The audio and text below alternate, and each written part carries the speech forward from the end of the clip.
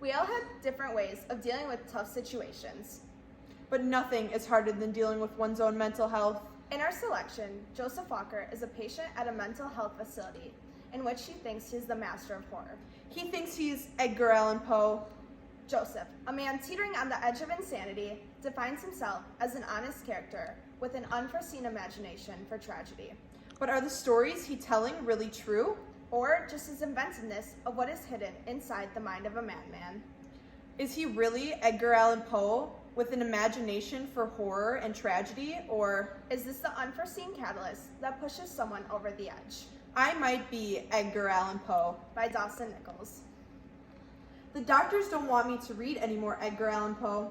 They say it isn't healthy for me. I told them that I liked Edgar Allan Poe. I told him that I might be Edgar Allan Poe. I mean, I know I'm not Edgar Allan Poe. He's dead.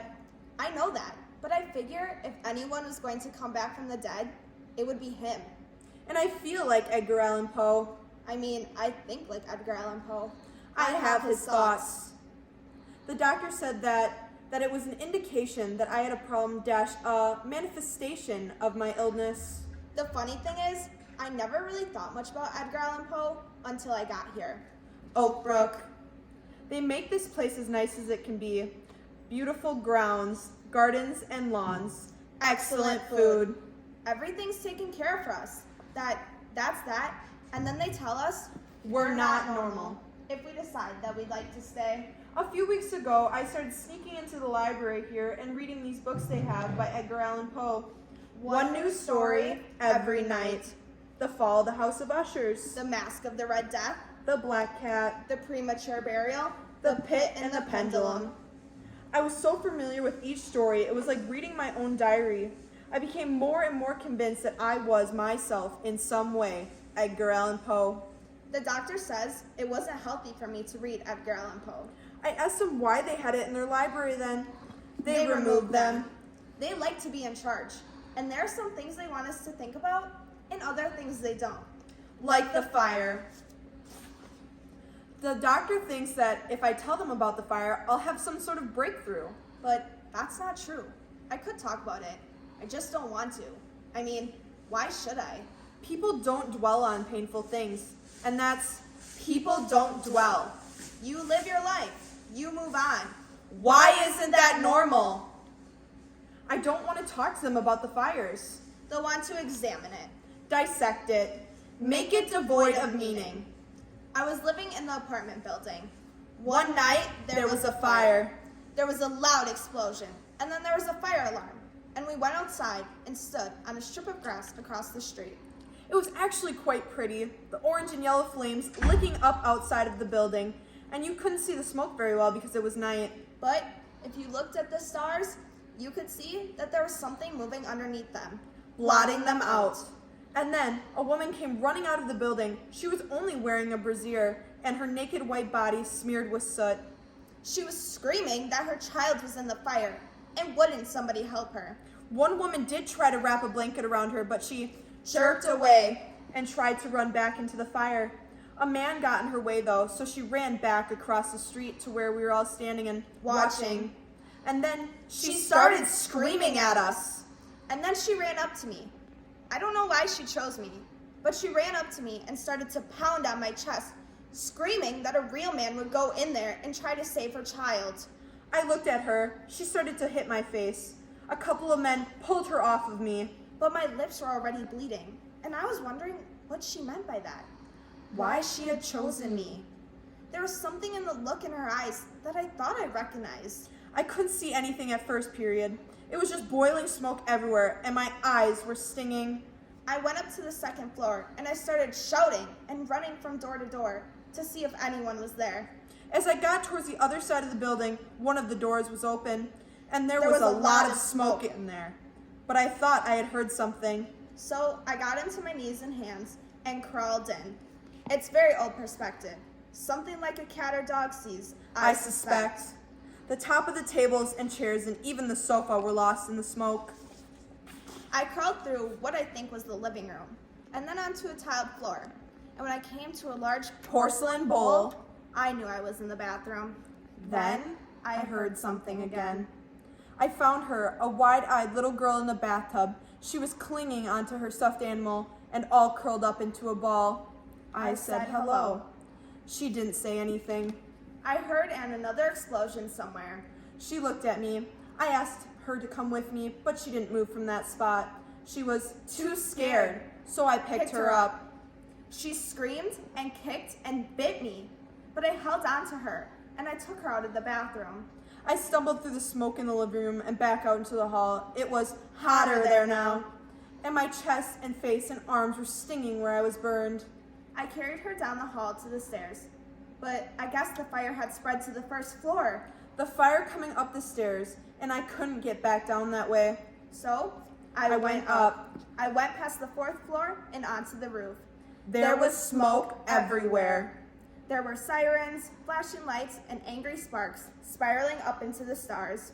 It was a confusing period, so I put the little girl down and she ran away from me across the roof, but then she tripped and fell into the gravel. She curled up into a ball again and began to cry. She had short dark hair and she was wearing a Winnie the Pooh sleeping gown. I went over to the edge of the roof and looked down at the people looking up at the orange light. They were all milling around, and some of them pointed up at me. Billows of smoke kept getting in our way, but I could see that there was a fire engine coming. It couldn't get through to the building, though. There was a Mayflower moving van blocking the entrance. But there was a group of firemen coming down the drive with something that looked like a trampoline. Another one was shouting something into a bullhorn. The roar of the fire was too loud, though I couldn't hear what they were saying.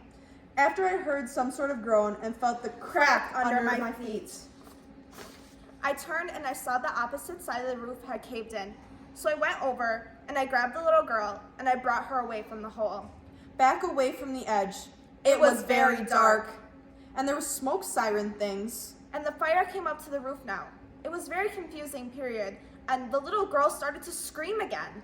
I looked over the edge and saw the firemen had positioned themselves directly below us, and they were standing around the edges of the circling thing, holding it up and motioning to us. I could hear the man with the megaphone now. He was saying that the building was about to collapse and we had to jump. So I put the little girl down and I crouched by her and I held her by the arm so that I could look her right in the face. I told her that she had to jump, but she was just screaming. She didn't understand anything. So when I tried to lead her to the edge, she scratched and kicked and tried to run away. I picked her up. It was all very dark, and there was smoke everywhere, and the flames coming all around us. People shouting below, telling us we had to jump. But she wouldn't.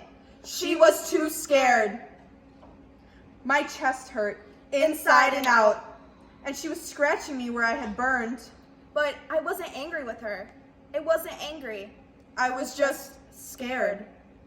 They were screaming at us to jump, but she wouldn't jump. I had to pick her up and took her over the edge of the roof. The building was making noise underneath. The firemen were holding the circle for us to jump into. Still, she wouldn't jump. So I picked her up and I kissed her on the forehead and I threw her over. But she was Squirming too much. And the firemen tried to move underneath her, but she only landed half on. And her little body flipped over the edge. Above the roar of flames, I couldn't hear the sound that the little head made when it hit the pavement. I was still holding her stuffed bear. It's like a poem that I wrote, that Edgar wrote, A Dream Within a Dream. Take this kiss upon the brow, and in parting from you now, thus much let me avow, you are not wrong who deem that my days have been a dream, yet if my hope has flown away, in a night or in a day, in a vision or in none. Is it therefore the less gone? All that we see or seem is but a dream within a dream. If my hope had flown away, it doesn't matter why it's just gone. I cope in my own way. I don't see why I shouldn't be allowed to. I mean, these desk doctors ask me to remember these things. They tell me it's healthy, and so they push me to go onto these extremes, but they can't tell me why. They say it's normal, but they can't tell me why. They won't leave me alone, and they can't even tell me why. Why can't I just leave it behind me? Isn't it normal to want to leave something like that behind you? Isn't it normal to just want to move on? Not to dwell on it, but to put it behind you? Isn't that normal? I'm sorry. The drug must be wearing off now. I'll have to go. I'd hope more of you would understand my sense of humor by now. Oh well, it doesn't matter. You're only the voices inside of my head. Well, don't tell him I said so. But so are the doctors. Goodbye.